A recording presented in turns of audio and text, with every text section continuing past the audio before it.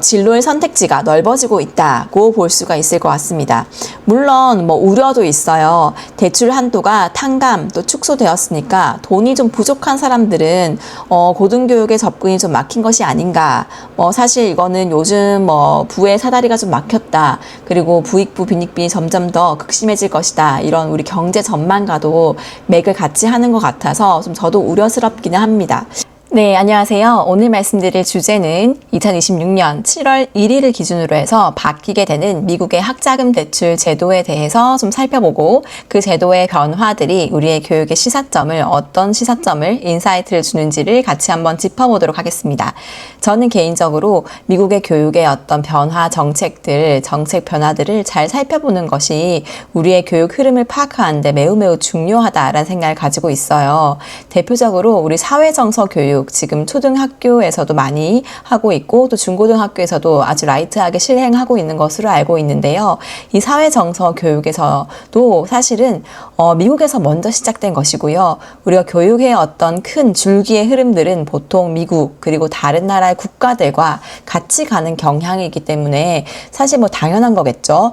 교육이든 뭐든 세계의 흐름을 파악하는 것은 매우 중요합니다. 특히 요즘은 우리가 AGI 시대에 살고 있기 때문에 이 급변하는 세상의 어떤 속도를 맞춰가야 되거든요.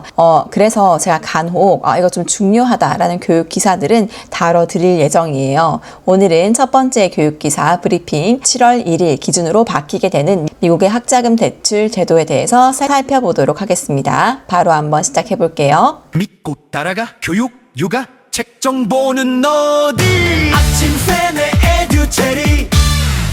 네, 우선은 이 제도가 지금 당장 2026년 7월 1일부터 시행된다고 해서 예전에 없었던 법안을 새로 만든 것은 아니고요. 사실 2025년에 이미 한번 이렇게 제정을 했었고 그게 실행되는 것이 7월 1일이라고 합니다. 법안의 이름은 One Big Beautiful Act라고 하고요. Beautiful Act라고 왜 beautiful이 들어갈까 좀 의아했지만 어쨌든 아름답다. 뭔가 좀 포장을 한 느낌이 있는데 그만큼 의미를 두었다라고 해서 저는 오히려 좀 주목할 만하네, 좀 의미가 있구나, 한번 살펴봐야겠다라고 생각을 했었어요. 자, 요약을 하면 이렇습니다. 세부 사항은 제가 좀 이따 짚어드리겠지만 한 문장으로 먼저 요약을 하자면 필요한 만큼 돈을 빌려주는 시대는 끝났다. 그러니까 학자금 대출에 대해서 교육에 대해서 필요한 만큼 정말 무한정 투자하는 그런 시대는 좀 끝났고 정말 필요한 곳에 투자를 하겠다. 그리고 교육에 대해서도 뭔가 실용주의의 잣대를 좀 대겠다라는 느낌을 전 받았어요. 대학원생도 자녀 학비를 대신 갚아주던 부모들도 이제는 정해진 한도 안에서만 빌릴 수 있고요. 사실 당연한 거겠지만 요즘 또 경제가 그리 좋은 건 아니니까 또 허리띠를 졸라매는 느낌도 있습니다. 그리고 같은 법 안에서 정반대로 오히려 이런 부분에는 좀 투자를 하겠다 하는 것들도 있어요. 그런 건 좀 주목을 해야 되겠죠. 자, 오늘은 이 변화의 사실관계를 확실히 정리를 좀 하고 이게 왜 우리 아이의 진로 고민과 연결되어 있는지 어떠한 인사이트를 줄 수 있는지까지 제 생각을 한번 이야기해 보도록 할게요. 자, 첫 번째 먼저 이 법은 아까 말씀드렸듯이 OBBBA라는 법입니다. One Big Beautiful Bill Act라고 하고요. 독특해서 별명처럼 들리겠지만 사실 정식 법안명이라고 합니다. 공식 번호는 Public Law 119-21 2025년 7월 4일에 서명이 되었고요. 법으로 발표가 되었습니다. 2025년에 만들어졌지만 실제 효력이 1년 뒤인 2026년 7월 1일부터 발생을 한다고 합니다. 그래서 지금 미국 대학과 또 많은 학생들이 이 시점을 기준으로 좀 뭔가 많은 변화들을 겪을 것 같아요. 하나씩 짚어볼게요. 자, 첫 번째는 무한 대출이 종료가 되었다. 자, 가장 상징적인 변화입니다. 그동안 미국 대학원생들은 그레이드 플러스라는 대출로 학비 전액까지 빌릴 수가 있었다고 해요. 그런데 사실상 한도가 거의 없었죠. 7월 1일부터 이 그레이드 플러스라는 프로그램 자체가 신규 대학원생들 대상으로 좀 사라진다고 합니다. 대신에 기존의 일반 대학원생들 같은 경우는 상한선이 생겼어요. 이게 약 이게 약 연 25,500달러, 우리 돈으로 약 2,800만 원 정도 안팎까지 좀 빌릴 수 있도록 타이트한 좀 상한선이 생겼고요. 단 의학이나 법학 같은 일부 전문 학위 과정은 더 높은 한도가 적용된다고 합니다. 두 번째 변화입니다. 자녀 학비를 부모가 대신 빌려주는 Parent Plus라는 프로그램이 있었어요. 이것도 예전에는 자녀 1인당 학비 전에까지 빌릴 수 있었다고 해요. 그런데 이제는 자녀 1인당 1년에 2만 달러, 평생 6만 5천 달러까지 빌릴 수 있는 마찬가지로 제한선이 생겼다. 그리고 평생 총액 한도까지도 설정이 되었다고 합니다. 한 사람이 평생 빌릴 수 있는 연방 학자금의 총액이 처음으로 상한선이 생겼다라고 합니다. 이 처음이라는 게 좀 굉장히 주목할 만한 점인 것 같아요. 학부와 대학원, 전문 과정을 모두 합쳐서 약 25만 7,500달러 빌리는데 어떤 상한선이 생겼습니다. 자, 이 세 가지를 한 줄로 요약을 한번 해볼게요. 어쨌든 무제한 빌려주는 시대는 끝났다. 이제 우린 교육에 어떤 상한선을 들이대겠다. 그리고 빌릴 수 있는 총량을 관리할 거니까 정말 너희도 공부를 할 때 신중하게 대학을 선택해라. 이런 태도가 좀 들어있는 것 같아요. 자, 그런데 여기서 또 균형을 좀 잡아줍니다. 마냥 쪼는 것은 아니고 어떤 부분은 좀 풀어주는 부분도 있어요. 자, 우선은 저소득층 학생들을 위해서는 보조금, Pell Grant라는 이 보조금이 넓어졌습니다. 원래는 주로 학위 과정에 쓰였는데 이제는 8주에서 15주짜리 특히 단기 직업훈련까지 지원하는 것으로 좀 변경이 되었다고 합니다. 명시가 되어 있어요. 용접이나 간호조무사 같은 끝나면 바로 현장에 투입할 수 있는 그런 기술 과정으로 좀 투입을 할 수 있게 했다고 합니다. 주목할 만한 점이 또 있는데요. 이게 학위 지원을 없애겠다. 그리고 뭐 직업훈련으로 아예 바꾸겠다. 직업훈련에만 투자하겠다. 뭐 이런 건 아니고요.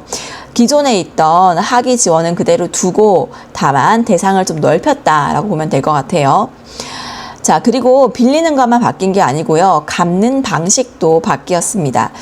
예전에 바이든 정부 시절에 상환 플랜이 세이브입니다. 이 세이브라는 상환 플랜이 폐지가 됐고요. 당연히. 그리고 거기에 남아있던 사람들은 이제 다른 플랜으로 갈아타야 하는데 두 가지 옵션이 있어요. 첫 번째는 표준 상환 플랜입니다. 그리고 소득에 따라서 미리 갚는 새 플랜, RAP, RAP 플랜이 있어요. 이 RAP 플랜은 기존에 빌렸던 세이브 플랜보다 매달 더 내야 하는 돈이 좀 늘어나고요. 다만 추가 이자를 면제해주거나 저소득층의 원금을 깎아주는 장치도 있다고 합니다. 또한 대출을 탕감해주는 제도는 신규 대출자에게 조금 더 어려워진다고 합니다. 다만 공공서비스 분야에서 10년을 일하면 빚을 면제받는 제도도 있다고 해요. 자, 그래서 어쨌든 우리에게 주는 인사이트를 한번 정리를 해볼게요. 자, 미국 정책이지만 보편적인 어떤 질문을 던집니다. 자, 이제 교육을 어떻게 바라볼 것인가? 교육에 우리가 투자의 관점을 들이댄다면 어떤 것에 효용 가치를 조금 줄 것인가? 이런 것들을 생각해 볼 수 있을 것 같아요. 자, 교육을 얼마든지 투자할 대상으로 볼 것인가? 아니면 이젠 좀 총량을 관리하고 좀 비용 관리를 좀 하겠다. 그렇게 볼 것인가? 미국은 후자 쪽을 아마 선택한 것 같아요. 이건 우리 사교육비 그리고 뭐 대학원 진학을 둘러싼 우리 아이들의 진로 고민과도 좀 어떤 연결점이 있다고 생각을 합니다. 두 번째는 이제 4년제 학위라는 그 하나의 일방향적인 길 위에다가 또 다른 새로운 직업훈련의 길을 좀 열어줬다. 제도적으로 좀 인정을 해줬다. 진로의 선택지가 넓어지고 있다고 볼 수가 있을 것 같습니다. 물론 뭐 우려도 있어요. 대출 한도가 탕감 또 축소되었으니까 돈이 좀 부족한 사람들은 고등교육에 접근이 좀 막힌 것이 아닌가. 사실 이거는 요즘 부의 사다리가 좀 막혔다. 그리고 부익부 빈익빈이 점점 더 극심해질 것이다. 이런 우리 경제 전망과도 맥을 같이 하는 것 같아서 좀 저도 우려스럽기는 합니다. 우리 아이들에게 어떤 것을 이제 선택해 줄 것인가, 어떤 대학에 진학해서 어떤 인생의 길을 열어줄 것인가를 조금 더 실용적이고 또 조금 더 좀 신중하게 바라봐야 될 것 같아요. 이제는 학위가 정말 직업을 보장해주는 시대가 아니니까 네, 기사 요약은 여기까지 하고요. 기사 원문 띄워드릴게요. 기사 원문과 함께 영상 더보기란에 링크도 걸어 드릴 테니까요. 같이 한번 보시고 또 구글 번역기로 돌려서 보시면 더 좋을 것 같습니다.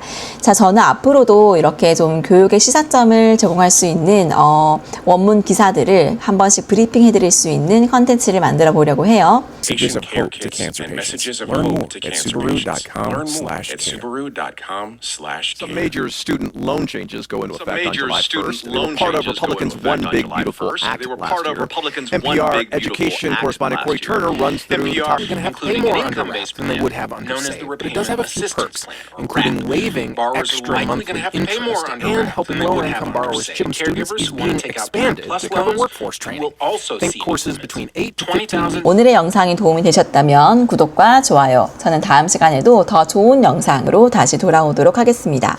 굿바이.